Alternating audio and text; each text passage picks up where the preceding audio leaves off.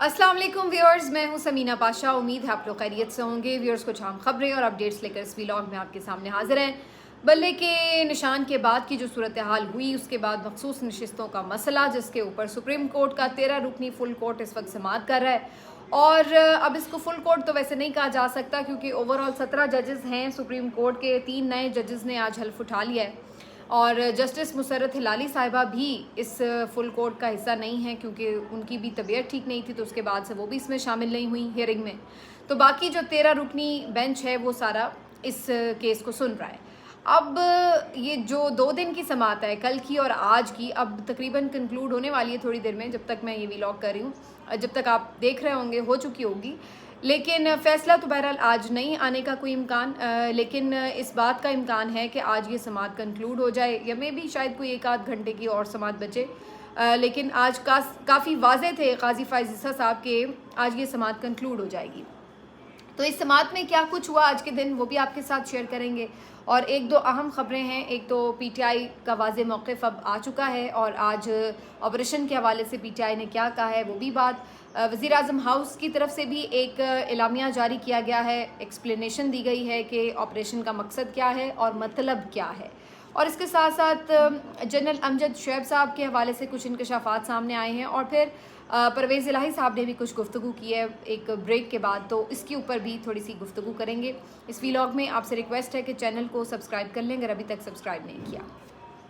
तो सबसे पहले जी आपको बताते हैं कि जो मखसूस नशिस्तों का केस है वो आहिस्ता आहिस्ता अब अपने कंक्लूजन की तरफ जा रहा है। सच पूछें तो कोई कंक्लूजन नज़र ही नहीं आ रहा, क्योंकि मैंने कल भी ये ट्वीट भी किया था, और मेरे कुछ जो आपने व्लॉग इस पर स्पेशल सुना था उसमें भी मैंने ये बात मेंशन की थी कि बल्ले के निशान का जो मामला है, और फिर जो 8 फरवरी में धांधली हुई, फिर जो ये मखसूस नशिस्तों का केस है, ये तीनों केसेस आपस में इस तरह से जुड़े हुए हैं, उलझे हुए हैं आपस में, कि एक केस को जब आप आइसोलेशन में सुनते हैं तो उसका कोई मंतकी नतीजा नज़र ही नहीं आता, क्योंकि दूसरा केस उसके साथ इंटरलिंक्ड है। अब मखसूस नशिस्तों की बात हो रही है तो जाहिर है फिर उसमें बल्ले के निशान की भी बात होगी, कि वही केस उस तरह से हुआ, सामने आया, वो निशान का मामला, उसके ऊपर फ़ैसला, और फिर उसके नतीजे में ये सारा एक कन्फ्यूजन पैदा हुआ कि पीटीआई एक जमात नहीं रही, पीटीआई को किसी और जमात में शामिल होना पड़ा, पीटीआई को फिर उसकी वजह से मखसूस नशिस्तें मिलेंगी या नहीं मिलेंगी। तो वो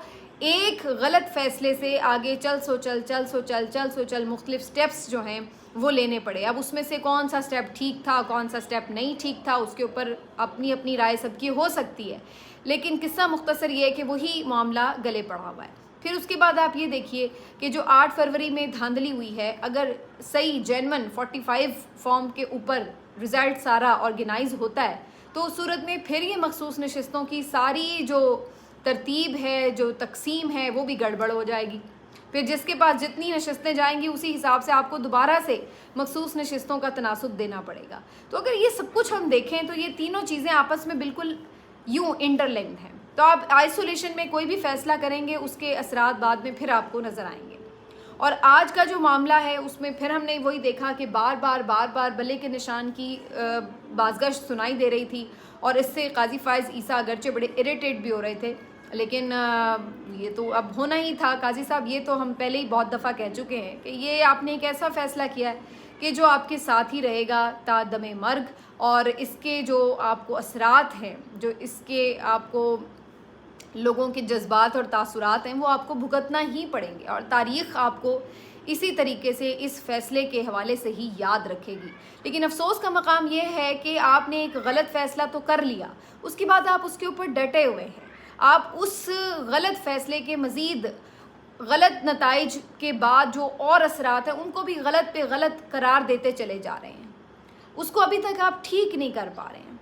ये एक ऐसा आपने गुनाह बेलज़्ज़त किया है कि जिसकी वजह से जितने इस फ़ैसले के मनफी असरात निकल रहे हैं, मैं बहुत सख्त अल्फाज नहीं कहना चाहती, लेकिन जितनी इसकी नाजायज़ औलादें हैं ना इस फ़ैसले की, ये मखसूस नशिस्तें भी इसी फ़ैसले का, बल्ले के फ़ैसले का एक नाजायज़ बच्चा है जो आपसे अब संभाला नहीं जा रहा, कि आपको समझ नहीं आ रही कि इस बच्चे का अब करना क्या है, ये अब गले पड़ा हुआ है। तो ये सूरत हाल है। اب آپ ادھر سے بچ رہے ہیں تو آپ کے ساتھی ججز سنا رہے ہیں، آپ سامنے دیکھتے ہیں تو آپ کو پی ٹی آئی کا وکیل سوال کرتا ہے، آپ سنی اتحاد کونسل کی طرف دیکھتے ہیں تو وہ آپ سے متلاشی نظروں سے پوچھتے ہیں، تو آپ کس کس سے بچیں گے؟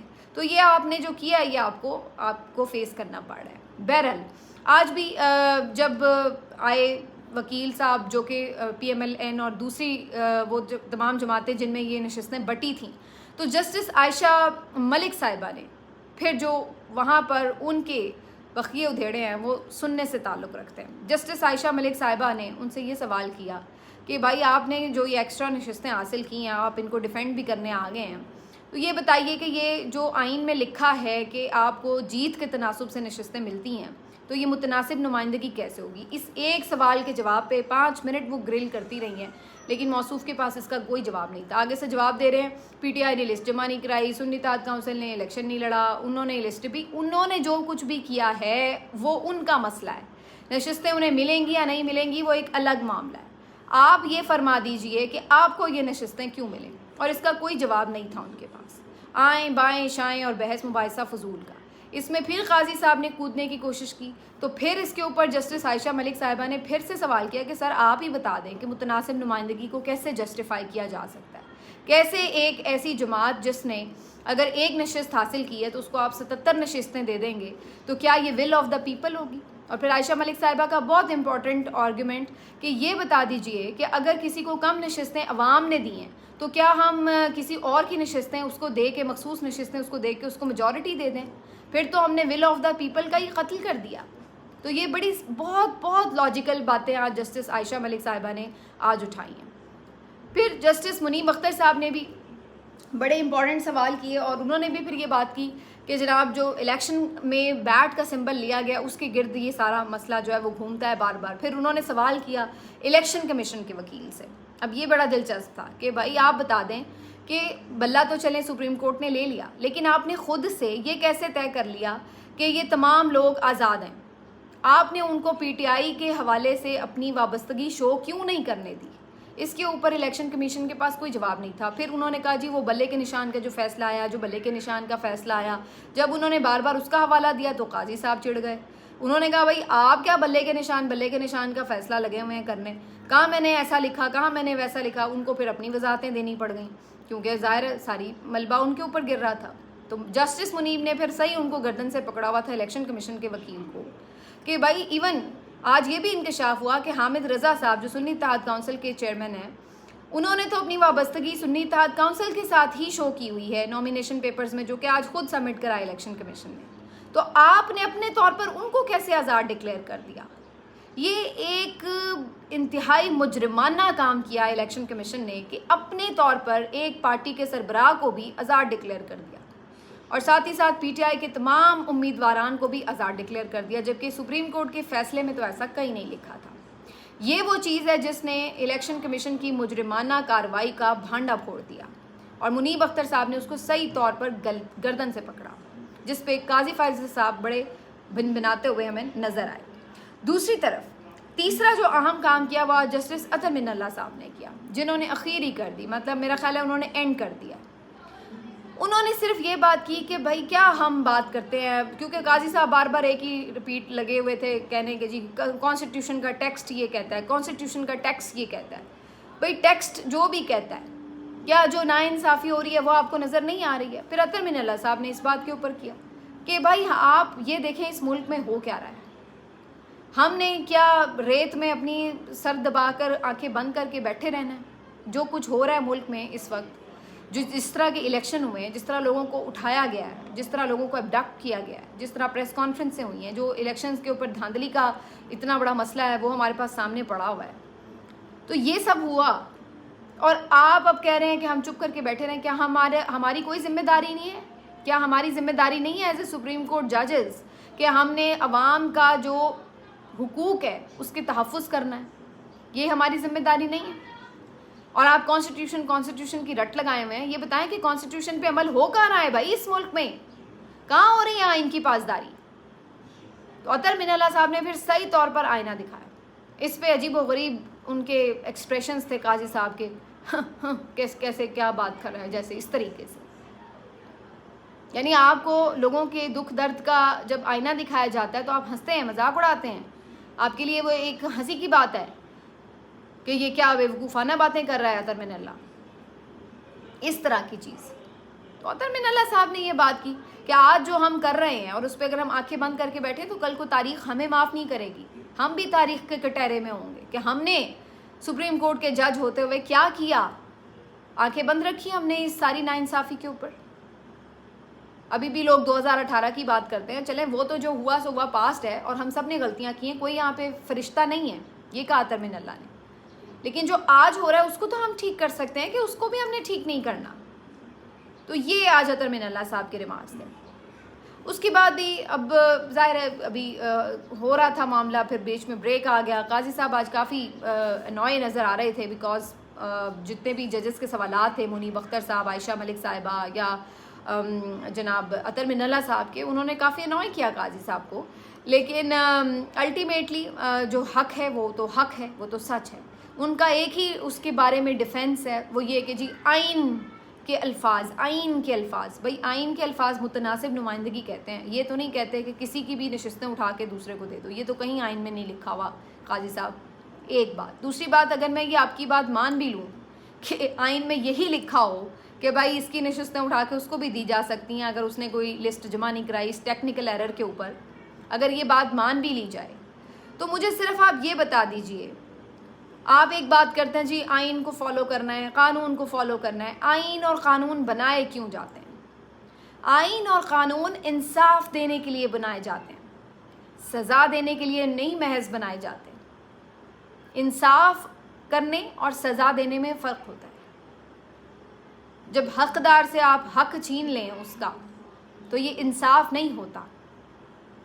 آپ کو بھی نظر آ رہا ہے کہ حقدار کون ہے ان نشستوں کا, لیکن آپ کو دوسری طرف اپنی ایکسٹینشن بھی نظر آ رہی ہے. تو آپ اس حقدار کو حق نہیں دے رہے صرف اس لیے کہ جی آئین کے الفاظ کے پیچھے آپ چھپنے کی کوشش کر رہے ہیں. تو قانون یہ کہتا ہے, آئین یہ کہتا ہے کہ جو اس کا مقصد ہے بنانے کا, آئین بنانے کا, اس آئین میں وہ قانون بنانے کا جو مقصد ہے وہ کیا ہے کہ لوگوں نے جتنے لوگوں کو جتوایا وہ لوگ, وہ سیاسی جماعت, ان کو مخصوص نشستیں ملیں گی. تو آپ will of the people challenge کر رہے ہیں یہاں پہ, کیونکہ جن لوگوں نے زیادہ لوگوں کو نشستیں دی آپ ان کو مخصوص نشستیں نہیں دے رہے ہیں, آپ دوسروں کو دے رہے ہیں. تو آپ تو پورا الیکشن رزلٹ ہی چینج کر رہے ہیں ایک طرح سے. اور اس کے اوپر میں صرف ایک آخری بات کروں کہ قانون میں ایک چیز لکھی ہوئی ہے کہ آپ نے ریڈ بتی کے اوپر گاڑی روکنی ہے, اور جب کوئی ریڈ بتی کراس کرے گا تو ظاہر ہے اس کو چالان کٹے گا, جرمانہ پڑے گا, ٹھیک. لیکن ایمبولینس وہ ریڈ لائن کراس کرتی ہے, ریڈ لائن کے اوپر بھی, ریڈ بتی کے اوپر بھی گزر جاتی ہے, رانگ وے سے بھی گزر جاتی ہے. تو کیا قاضی صاحب آپ وہاں پہ کھڑے ہوں گے تو آپ اس کو کہیں گے کہ تو رک جا, تو پہلے یہاں چالان بھر, مریض اندر مر رہا ہے تو مر جائے, لیکن قانون میں یہ لکھا ہے کہ ریڈ لائٹ جلے گی تو رکنا ہے, تو تم نہیں رکے. یہ نہیں ہوتا. آپ یہ تو دیکھیں گے نا کہ حالات و واقعات کیا تھے, پھر دیکھیں گے کہ بھائی کیا وجہ بنی ہے. اگر ایون کوئی ایمبولینس نہیں بھی ہے, کوئی اور بھی بندہ ہے, اس نے بھی اگر ریڈ لائٹ کراس کی ہے, تو حالات اگر ایسے ہیں کہ اس کے اندر کوئی مریض ہے, تو کیا آپ اس کو کہیں گے کہ بھائی تو پہلے یہاں پہ چالان بھر, اپنے چالان کٹوا بیٹھ کے, اس کے بعد تجھے ہسپتال جانے دیں گے؟ تو حالات و واقعات اس کے ساتھ ہی جڑے ہوتے ہیں نا, آپ آئین کی محض الفاظ کی تشریح تو نہیں کر رہے ہوتے. تو بات یہ ہے کہ آپ کو پتہ ہے کہ ایک ٹیکنیکل ایشوز بنے, کیوں بنے, وہ آپ ہی کے اپنے ایک متعصب اور انتہائی متنازع فیصلے کی وجہ سے بنے, اور اس کے بعد آپ لوگ انہی فیصلے کے اوپر اور ان کو سزا دے رہے ہیں کہ نہیں ابھی بھی تمہاری سزا مکمل نہیں ہوئی, ابھی اور تمہیں سزا ملے گی, تمہاری نشستیں بھی اٹھا کے ہم دوسروں کو دے دیں گے. تو یہ ہے یہ سارا کیس. اب جس کو آپ جیسے مرضی ادھر سے دیکھ لیں ادھر سے دیکھ لیں, باقی دیکھتے ہیں جی اس پہ فیصلہ کیا آتا ہے. 2-3 چیزیں میں اور بتا دوں.